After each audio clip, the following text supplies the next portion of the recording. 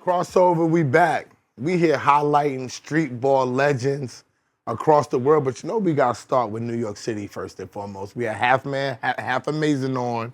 And I spoke about my man, so I gotta bring my man here. We got Kareem Reid in the building, 5-time Rucker champion. Did you ever win the P? Yes, I won the P. How many Ps did you get? I won one. It was you crazy. got one P? And it was the year I posted got it, we got eliminated. Okay. Right? So it was kind of, and I had a tremendous season. But the year I was not expecting it, I wound up getting to whatever. It was more like, I guess me and you talked about it off camera. It wasn't about the points I was putting up. It was about, once again, knowing Fat Joe as the playmakers. You know, we had NBA guys there and all that, but it was me being consistent the whole year. When the NBA guys showed up, when they didn't show up, I was always there. So that was the icing on the cake, because that was one of the things I always wanted to do, was be the MVP. What's your top 5 Rucker ball players? Oh man, that's kind of that's ill, man. And it's crazy. I was on my way over, and I said that's probably gonna be one of your questions. It gotta be, bro. It gotta be, bro. You know, and when I start at it, you know, I got to start at the one. That's Master Rob. Okay. Right. Somebody said that Todd Davis used to give Master Rob the business. That's though. what I'm saying. There's so many. I'm just saying. There's so many other, you know, and that's one that's crazy, because me being introduced to street basketball, me seeing Todd Dangerous, me seeing Master Rob, me seeing Pookie Wilson, you know, me seeing guys like that, and then getting a chance to see, you know, the future and Shane the dribbling machine, right? So it's history with me, where growing up, that was our NBA. I still need your top 5 though. Man, it's gonna be crazy, man. We Master Rob, you said. I say Master Rob. Gotta go with Big Strick. Okay, Big Strick. Right. Gotta go with, you know, Ali Mo. Ali Mo is always on everybody's top 5. But this is where it get a little tricky. It's not really for me, because I'm really Ray Foster, man. Skip to my Lou. Skip. You know because half man didn't say, I'm from Southside Jamaica, Queens, and I gotta be objective on this camera, because when he said it, I was like, you ain't gonna say Skip, because I'm gonna be honest. As a ball player too, Skip brought me back to what the Rucker was, what he did. But go ahead, that's number 4. And I gotta go with the Terminator. Oh, nobody mentions Terminator I gotta go no with the Terminator. more. Shout out to Terminator. I gotta go with the Terminator. And you see, I picked 5, and I didn't even put my name in it. And somebody else mentioned me in that top 5. So they definitely did, because you won 5 championships. So my thing is, right, so there's a lot of names left out, right? That's when they see this, gonna be mad, but they can't be mad. I didn't even put my name in it. All right. And I was considered one of the greatest. So it's at the end of the day, so it's, you know, me being modest, where those 5 guys, to me, put a stamp on street basketball, right?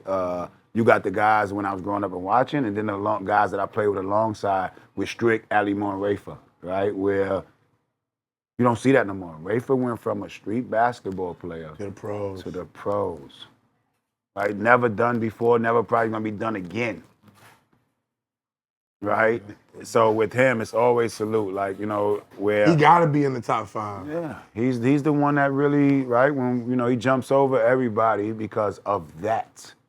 Right? Where me growing up with Rafa from 12 years old, seeing the development, seeing this, right? And be like, wow, like if he took things serious, or if he stayed out of trouble, right? Where my God, if Rafa took things serious, and Rafa, you know I always had a better jump shot than you, because when you see me, you ask me if I got the jump shot. I still do.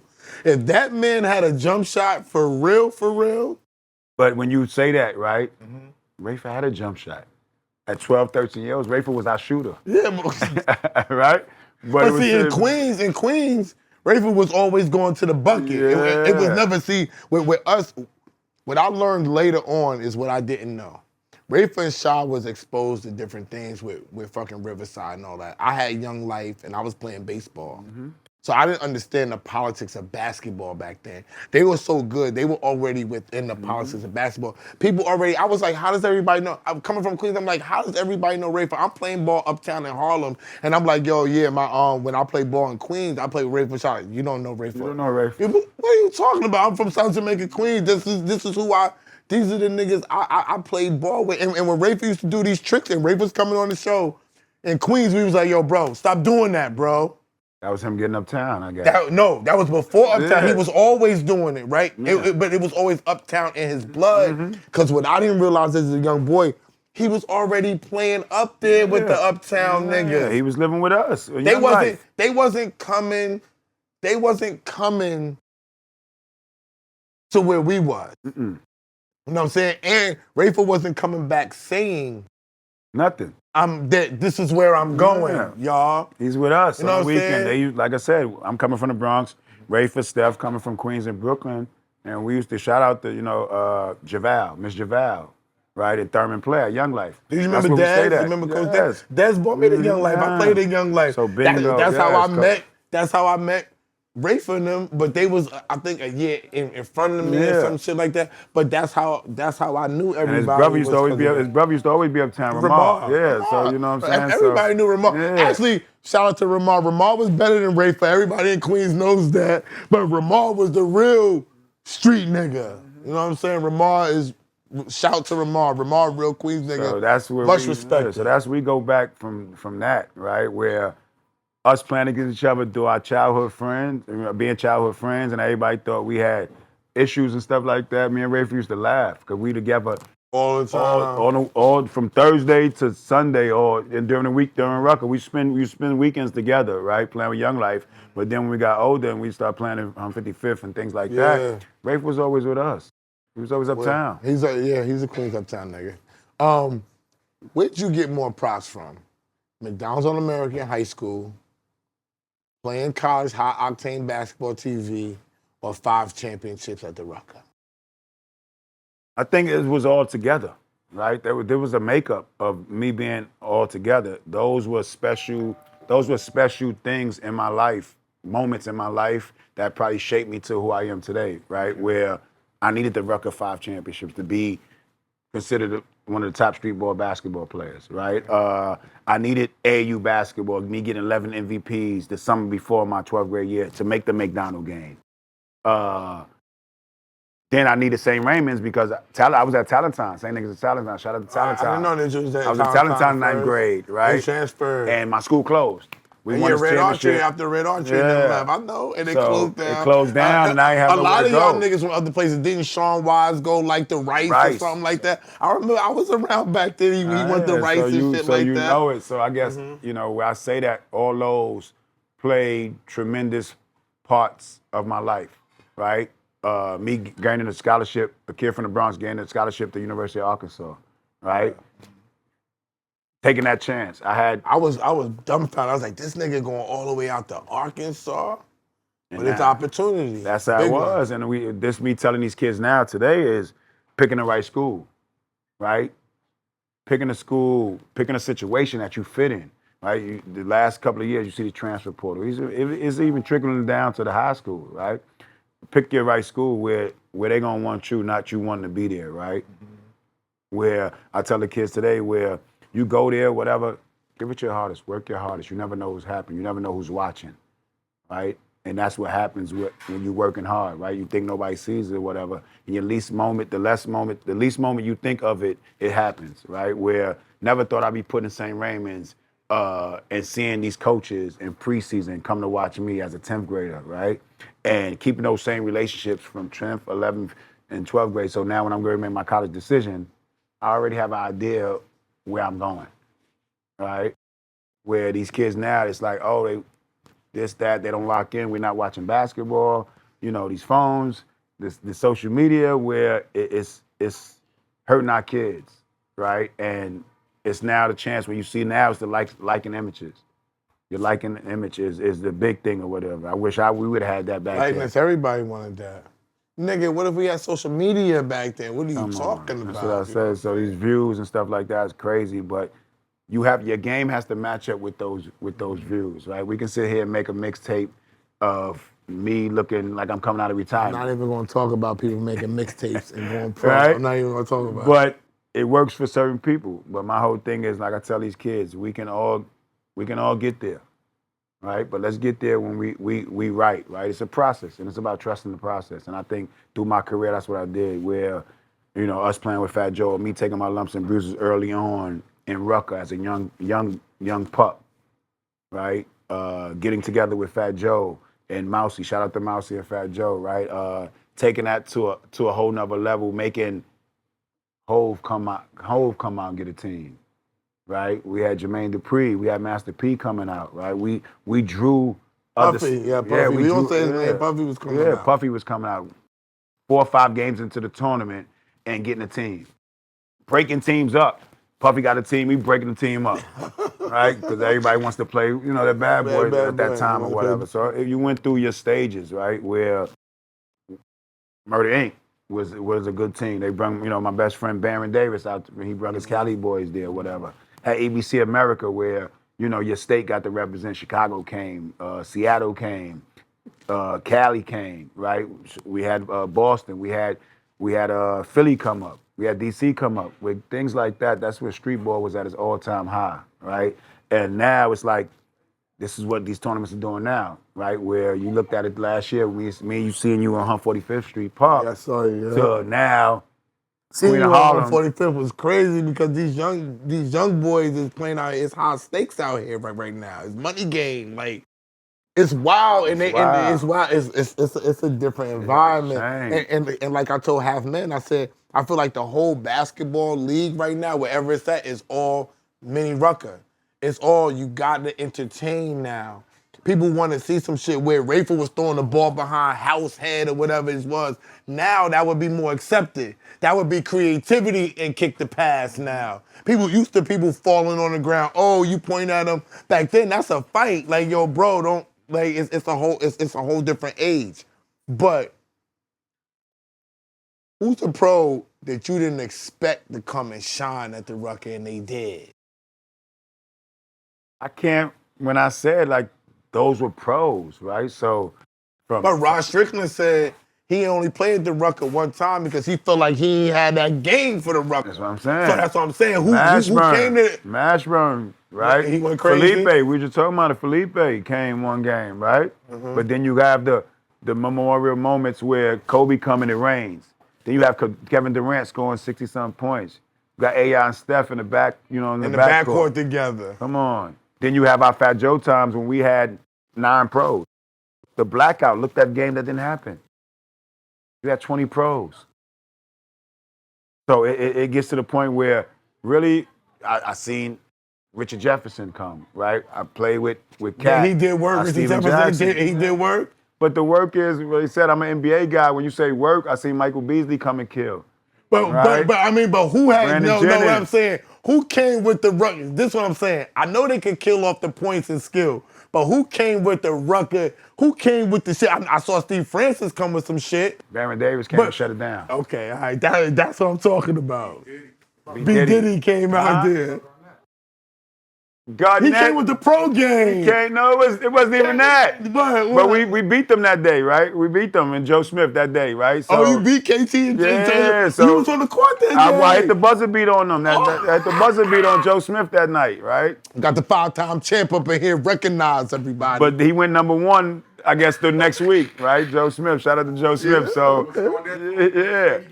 Yeah, but that's Garnett all day, every day, right? So going through the rankings and stuff like that, I'm seeing Steph Garnett shamming them play, and I was a year older than him, right? But them games when KG screaming in your face, doing what he's doing, when you see him when the Boston Celtics jersey at Minnesota, he was doing that at high school. He never changed his way. That's how Garnett played, right? And coming out of high school, right? He was playing like that first year of the pros. Same way, getting in people's face, talking junk. That was his comfortability, right? And that was a little bit of me. Like, everybody was saying that. When I'm on the court, I'm talking, you probably think I'm, right? The toughest guy on the streets, right? But that was my... When you step across those lines, it's a competitive thing that's going on. Like I said, when we go back to it, me and Rayford look like we were going to fight each other on the court, choking each other and all that. Then after the court, they see us walking up 8th Avenue together. Everybody laughing. There go Rayford and Kareem again. So was you ever with N1? Nah, I wasn't. Like I said, my track was different where... Like we said, everybody had their own race. I was almost a part of that or whatever, but of course, me at St. Raymond's, Gary DeCesar, shout out to Gary DeCesar, it was like the N1, Above the Rim, the movie, and all that was coming into it. Like we talk about liking images. Now we could be in it. Back then it was losing your eligibility and stuff like that. So I took the other route where I put my faith into going to college and stuff like that and wound up going that way or whatever. When I had a chance to play with N1 or whatever, it was more of me trying to play professional basketball or me making that transition to play professional basketball or whatever. But shout out to N1. Like I said, that was a path that opened some more windows and stuff for some of the guys street basketball. So shout out to the N1 family on the stuff that they did. Like they all they did was come and sponsor our All-Star game one Okay. year. We didn't have no uniforms on 155th. Shout out to Greg Maris. We didn't have our uniforms, didn't come for the All-Star game. And they were already talking in talks with Rafer. And I remember that morning, we ain't had no uniform, me and Rafer together. He was like, yo, my guys from N1 gonna come meet us or whatever, stuff like that. This one, I guess they were approaching Rafer about it. And we didn't have no uniforms. So they had the cameramans and stuff, camera people out there, whatever, to watch our All-Star game. So they just gave us some N1 shirts and stuff like that. If you Google it, you can see us playing in the gym at Riverbank. That was the first N1 All-Star game. What was your thoughts when you saw Rafer on that Slam magazine, the best point guard in the world that you've never seen before? That was great. That was my guy. And it's crazy. That year we played against him. Fresno State against Arkansas. Yeah. Right? I was happy to see that, knowing what he just had went through, have to go to JUCO, not being eligible in high school, and then having to go to JUCO that route or whatever, and then beginning the college basketball season, us being on it, because at the same time when he graced that one, I had graced Streets and Smith. Okay. Right? So seeing us on magazines, right? And I remember that the year I sat out too, I sat out 1 year. So it was like we both came into college basketball around the same time, right? Going through me getting a scholarship, going to Arkansas, but me having to sit out, and him not getting a scholarship, having to go to JUCO route and going to Fresno State. So that was the best feeling to see him, see my guy on the cover of a magazine talking about the best guard in the world. What's your feeling when you see street ball around the world? Like I told you off camera, I got people already calling me from Paris. They're calling me from London, saying that, yo, we got to bring you out here because the street ball scene out here is crazy, it's different. They got ill parks, it's an ill vibe about that. It's an ill vibe around that, I'm sorry. When you think about that and you see these type of things, what type of feeling does that give you? Well, it gives me, the feeling it gives me is like, wow, we have come a long way, because with me playing 12, 13 years overseas, seeing that, me playing the Quad 54 in Paris, right? Shout out to those guys out there, right? Me playing out there that season in France, and then have a chance to come back after the season and play in a street ball tournament, one of the biggest street ball tournaments sponsored by Jordan. Yeah, Quad 54. Sean Bell and them went out there. Shout out to Sean Bell, All-Stars Rodham, Coach Rodham. They went out there to probably the first 2 years or whatever to participate in that, and then seeing London, right? Seeing the same thing in London, and they having it under there and things like that, and then the location they having it at.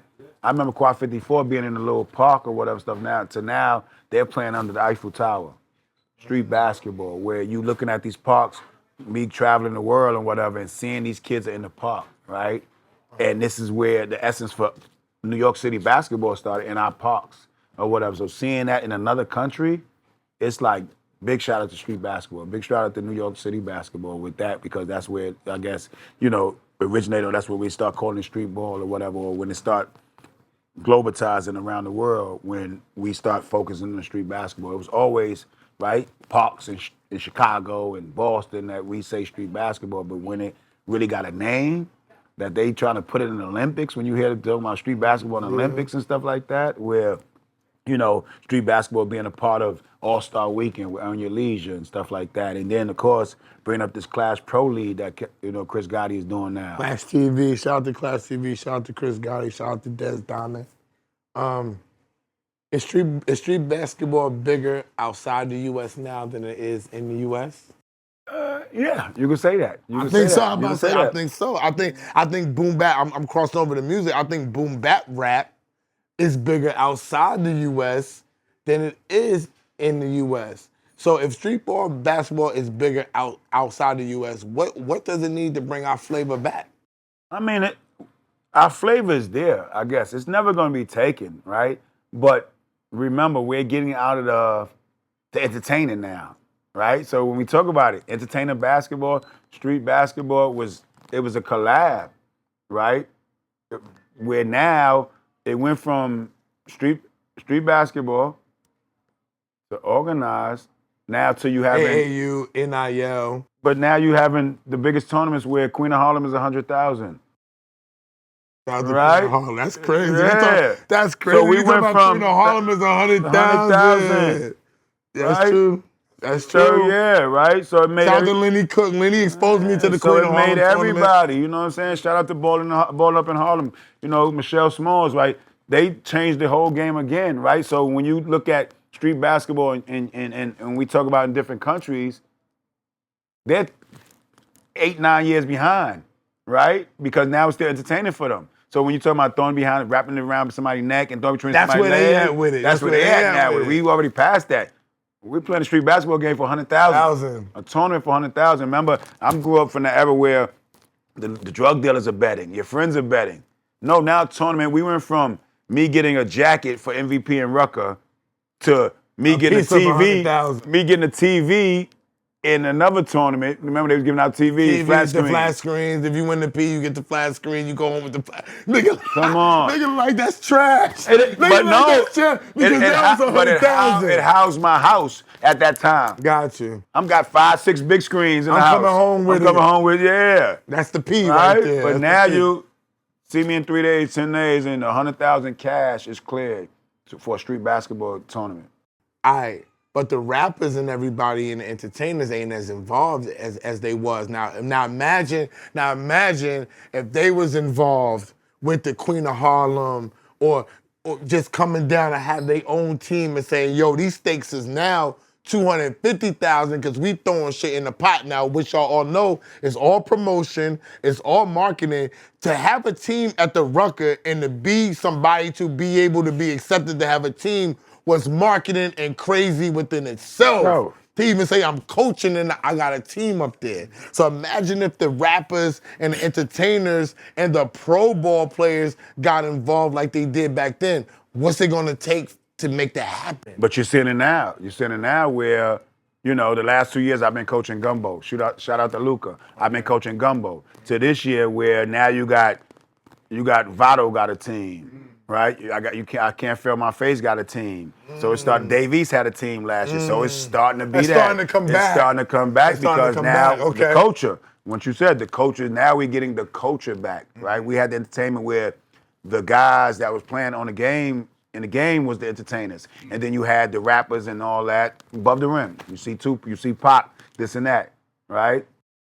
You see the local drug dealers betting and stuff like that. I went through that stage where we betting or whatever. Nigga, I got money for you, nigga. I got money for you. You want me money, nigga. You want you the free throws, we ain't gonna go this. But now it's like, nigga, sign up and get the best team, nigga, and get the bag. Yeah. It ain't no side. That side money's extra. Yeah, that's what you got a chance to really compete for the bag. You invest yourself. It's investment, right? You invest $5,000.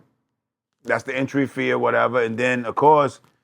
You know, some of these guys are getting paid for their service, so guys out here getting paid, right? So at the end of the day, so that's what's going on, right? So shout out to street basketball. We went past, right? We went past where now it's, like I said, it's to cash basketball. So now it's a pro league in New York. Oh yeah, right? So it went from that. I didn't look at it like because once you start getting paid, it's like a pro league. Right? But they're not getting paid every game, no. Yes, they're in the Clash League. We're getting paid. The kids, the guys are getting paid game every Sunday. They get paid 8 games, right? So it's changing the game where I was watching it. Me coming up, it wasn't 100 basketball players home in New York City, right? Overseas in college, this and that, right? Now it's hit, right? So once again, we're getting that essence back, where the pro Clash League, where these guys, like I said, I was asked about it the other day about what's the first year, what would you want your team to do? It wasn't about my team, it was about the league with these guys where I want to be this league because I grew up in these leagues, the CBA, the USBL, the NBA D League, now it's called the G League, but it was a lot of pro leagues around the country. Those are gone. Those are gone. So it's a lot of basketball players home everywhere. So for New York to have the first pro league and these guys are getting paid to be able to provide for their family and stay with their family, because that was me early on. I wanted to always be close to my family. So that's why I didn't take some of these jobs overseas. But if it was somewhere for us to play like this, you would see a lot of other people staying home. Came to Rucker and gave you the business. The business? That's a personal question for a ball player because they never want to say somebody gave them the business, but who gave you the business at the Rucker? I guess I had battles. Like I said, I don't think nobody never got the best. Really? Okay. It was always battles. What was but your the main thing battle? was I won the battle. Okay, so my team won the battle. Who was your? So sometimes I had to dumb my game down, stuff like that. Okay, who was your illest battle at the Rucker? Give me that. Every day you pick somebody, but when you say Rafa Austin, Jamal Tinsley, Mel, the Oh, Mal Tinsley. Right? Yes. Like, no, so what's it like knowing? That. What's it like knowing? This is what I need to know. What's it like knowing that I know these niggas is trying to come to embarrass me, and I know they have the ability, and I gotta check up. Gotta be on my shit every game, right? It don't matter. So my thing was psychologically, like, and you see me now coaching whatever. I be so tuned in. I still keep that attitude, like, oh yeah. Right, I learned that right out the rip. We gonna get it shaken. We gonna see what's going on, right? Had battles with Steph, right? Golden Hoops, Daily News, one of the biggest games in New York City, right? Mm-hmm. Had battles in Felipe where we didn't get to play in our high school. We had to move those to arenas. So things like that. You was always the underdog point guard against these niggas. And in every stage of where you was going at, they was either pause bigger, taller, better jump shot, go to the basket. Yo, Kareem Reid only got a left hand. Only got a know what I'm saying? I mean, I'm just saying. So knowing all that stuff is against you. You still coming out like regular. There's no chip on my shoulder. There's no more pressure. I'm not like what, nigga? Because you in a position whereas if these niggas do one thing and make you look bad at that time, not this time because you done survived it and won. When I say I live it, right? A kid from the Bronx with a dream, right? So it was I was learned to always be the hunter, right? I'm all right, attack, right? So that was my image that I needed to do. That got me in my comfortability zone, right? My comfort zone. But I had a heart big as a lion. Right? How you go left when they always know you? When they know you going left, How the fuck you gonna do that? I'm teaching my man's son right now. I'm just saying. When the game is on the line, fuck when you going right. When you showing niggas your shit. When niggas know you going left, how do you always get left? I'm gonna take them to the right and come back left. All right? So they gonna go for it? Yeah. Or when you think you know my move, you don't really know it. Right? Because it can happen. I did it so many times, and that was my move. Because your finish with the left was different. You could scoop it. It was like, I seen you do like a little bullshit mini sky hook on a nigga, on a tall nigga kissing off the top of the glass. I saw you reverse it. So I saw you with the floater through the lane. Practice those shots, right? No, shout out to trainers or whatever, but that was me in the park. At 10 o'clock on Burnside Avenue, 11 o'clock on Burnside Avenue, getting them shots in, right? Missing them. How many I missed? But I'm playing 7 hours a day, so I might have missed that morning. By 3 o'clock in another park, I'm lit. And I knew what it was. You lose, you might not play the rest of the day. You might not go to another park. Yeah, that's what niggas don't understand that. So coming from the Bronx, what did Ross Strickland mean to you, bro? So growing up, Rod was the Bronx for me, right? Truman High School. I'm from Queens. Rod was everything else in Queens too. So you have, for me, I have Rod, right? A little bit, right? Watching this and that. But then I went to my favorite player. So I'm not saying I left Rod, but it was a little bit of Rod. It was a Bronx guy, made me start looking at basketball. Who your favorite player? And then Kenny Anderson. That's my best friend. Chibby's. Right? Chibby's, okay. So I'm the one with the part in the middle that had me, Steph, everybody. Everybody had the part, yeah. I'm going to the game. Kenny posted the other day a picture with me in high school. That's why I said, going to St. Raymond's and Gary DeCesar, I was so ahead of the game, right? He was putting me in people, I could touch those guys. I was going to watch Kenny, right? I was going to see Kenny at Georgia Tech. Right, I was going to Jersey to watch Kenny. Right, I was there when Kenny broke his wrist. I'm sitting behind the bench screaming at Bill Fitch, "Put Kenny in!" Like, Right? As a kid, right? But watching that, and then growing up alongside of Steph. Like I do interviews with podcasters. Steph taught me how to be a college pro before we was even at that level. I'm watching Steph go through this transition at 14 years old. Cameras and all this or whatever. We going on trips. I'm sitting there, unmarked cars coming to pick up Steph and all. I'm like, what's going on? But I'm soaking it up, and he's a year younger than me, right? But he was exposed to that early, so he made a lot of kids in New York look at him different. Look at Steph. He was making $180 million and still come to every Rucker game, man. So that's New York, right? When he was talking about governing New York, that was him wearing New York on his shoulders. Does That was Steph me. get the credit for what he did for New York? Nah, he's a Hall of Famer. Steph's a Hall of Famer, first ballot Hall of Famer. But he ain't a Hall of Famer because they looking at the Vaseline incident. Come on, man. He went to China. Come on. He went to China. But everybody that comes on camera, not on my camera, because I watch a lot of basketball film, don't get it fucked up. Steph is the hardest check they ever had. Ever. They talk about Steph and they talk about Carmelo Anthony in that respect. The toughest check I've ever had was Stephon Marbury and Carmelo Anthony. Nobody could stop them niggas when they was on the game. You know, when we talk about those players,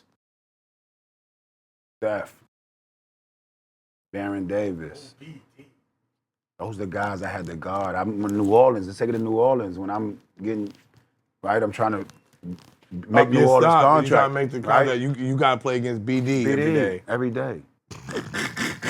Every day. Picking them up full court like that. Strong jumping, handle, jump shot. I gotta fuck with this nigga every right day. over you, And I know let he's us know. going to the hole. He's trying to go crazy every play of the Pass me, game. dunk on the bigs and look at them. Like it was different.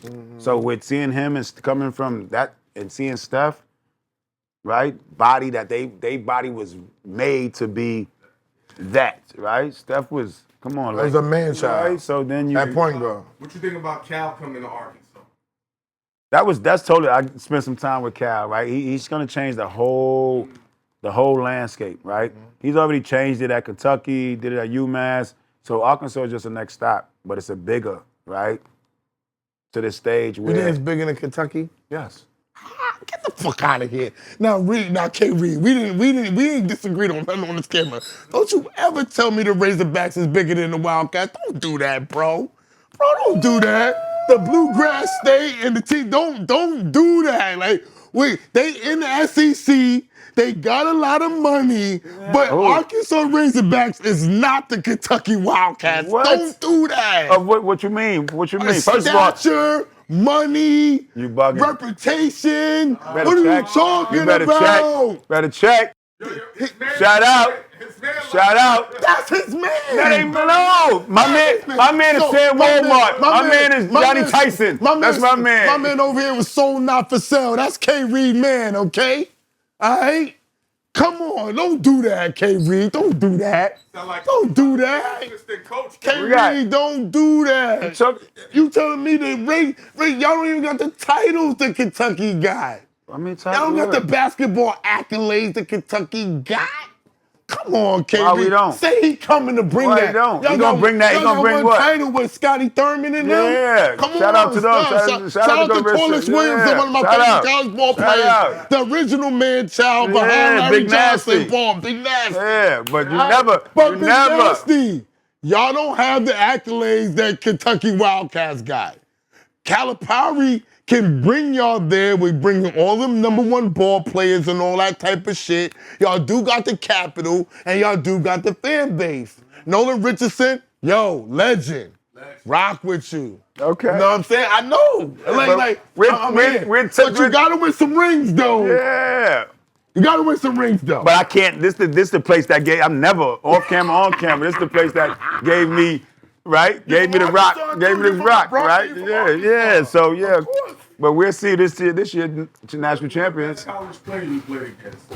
It was like I said, college was crazy. It was different. It was a bevy. It was a bevy of talent back then. It was a lot of.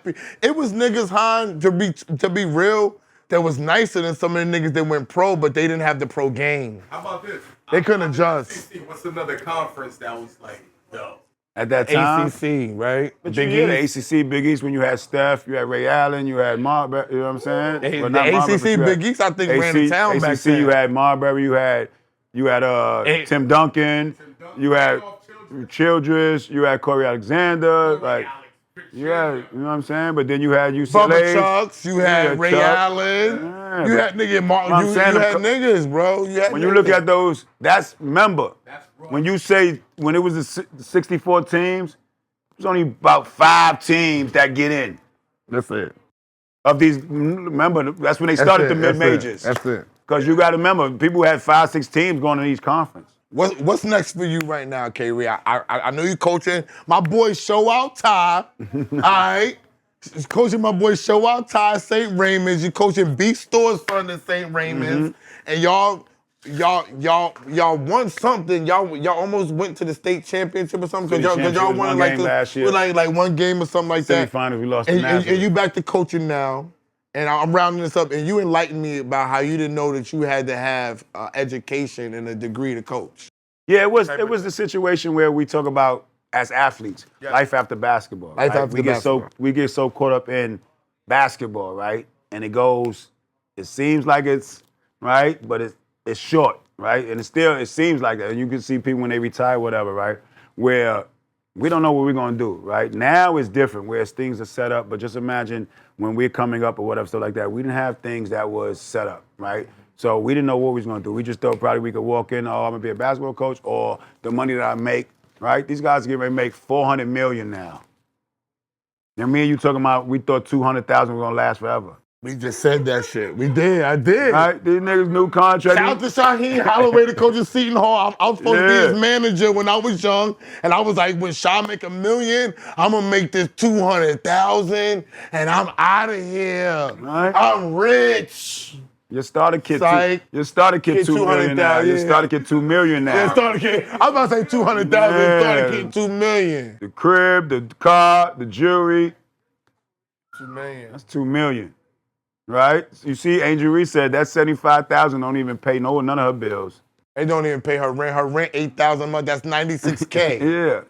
So she homeless. And she homeless and she relying on the paycheck from the WNBA, yo. So it's just now, it's about, like you said, me being here, me moving back to New York, me having to go back to Arkansas, get my degree. Yeah. We talked about it. Me coming back the first time, right, after basketball, retired, and was like, I want to help, right? So me saying, oh, I'm going to help, take a village to raise these kids. Come on, I'm going to go coach these kids that summer. The summer, the development, doing great, doing this. Oh, we want you to coach the school team. Fine. 2-3 weeks in the school, whatever. I'm working the kids out in practice.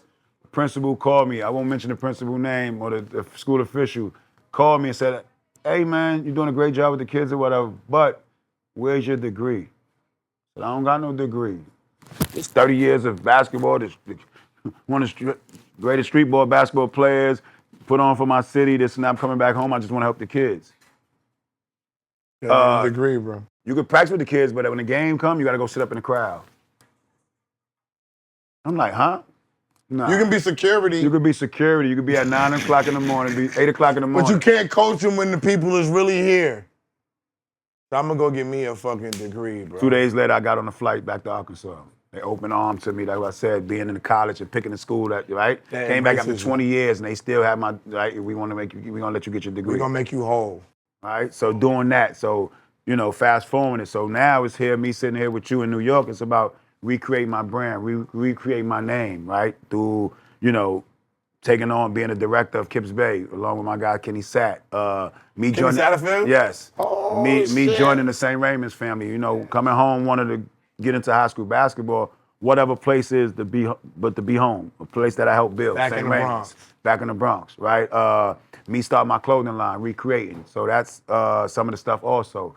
Recreating my brand, right? Where basketball, life lessons, you know, with other things, right? Big brother, big sister programs. What about and an stuff like AAU that. program? Like I said, the Kips Bay thing, I joined with King AAU, Safford, okay. AAU team, Got AAU you, right now. That's what it's gonna be. So it's at gonna AAU. be that in AAU, Can you tell them right? come in, huh? But me training some of the top kids in New York City, right? Where I was training in other states or whatever with other Nike programs and stuff like that. But me now trying to bring it all back home and bundle it up and present it, to the community. That's dope. That's dope.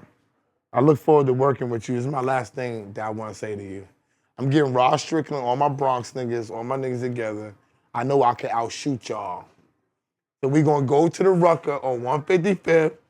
We gonna get some charity. And I'm gonna show the niggas that the nigga who didn't play college ball because I lost my scholarships and who never went pro or nothing, I'ma gun these niggas down on the court.